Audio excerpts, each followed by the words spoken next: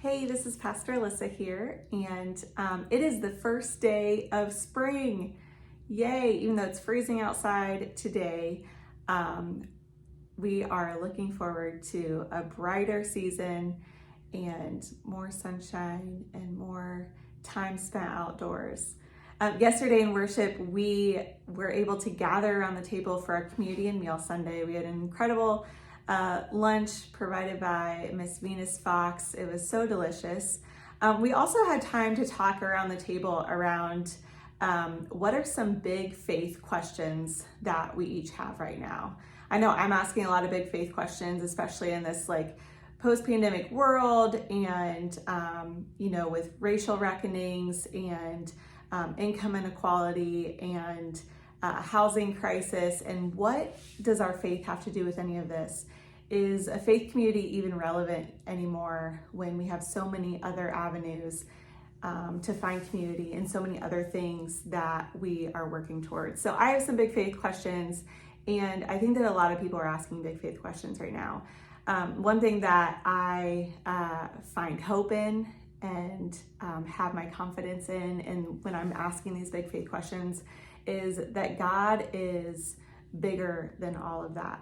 And no matter what is happening in the world, God is present with us. God is present with us if faith communities dwindle. God is present with us in the midst of crises and in the midst of hard times. And we as Jesus followers get to be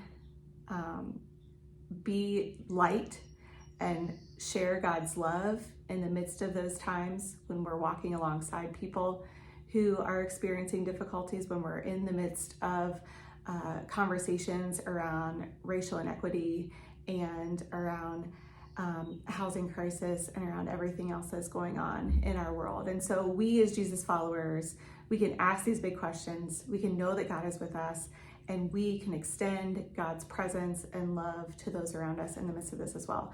So I always think of, when we ask big faith questions, the question comes to mind, well, do I have faith if I'm doubting?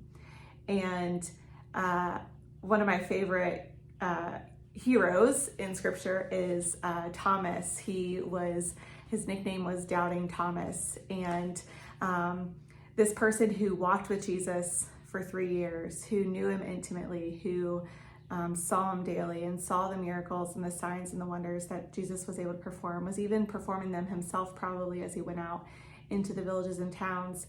After the resurrection, he still wasn't sure. In the midst of this crisis, Jesus dying on a cross, being crucified, being punished by the state execution. In the midst of that crisis and that hard time, when everyone is telling him to have hope and that there's a good thing happening, he is doubting it.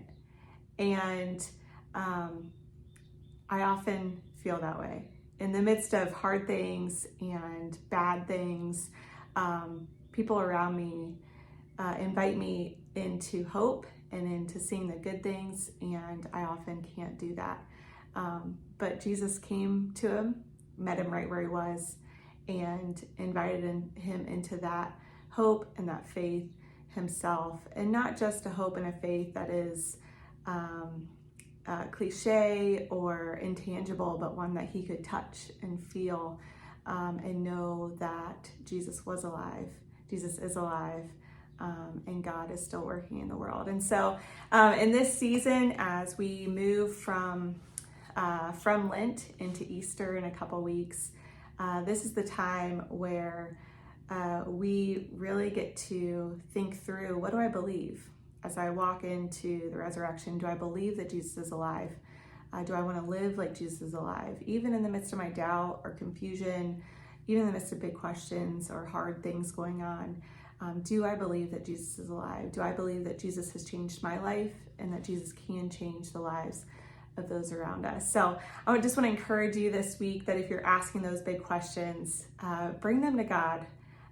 Bring them to a friend who is also in your community, in your faith community, and really wrestle with them. Don't set them aside because it might be doubtful. Don't do it alone.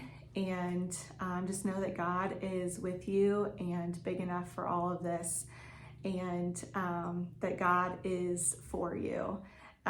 We at Circle of Hope are also for you, and here we are creating a home for everyone. So whether you are have been following Jesus for a long time really closely, whether you have been following Jesus from far away for a while, whether you're following Jesus at all, we really believe that everyone deserves a home, a spiritual home, a place to wrestle with the things in life that we cannot see, that are bigger than all of us. And so if you are looking for a home, if you are feeling spiritually homeless, we'd love to have you join us in our home.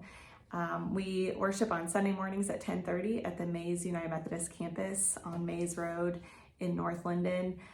We also have home groups to engage in, and we do a lot of justice initiatives outside of the church building throughout the week. So you can find more information on our website, circleofhopechurch.org. And I hope that you have an incredible week and that you meet Jesus in some way this week. Blessings.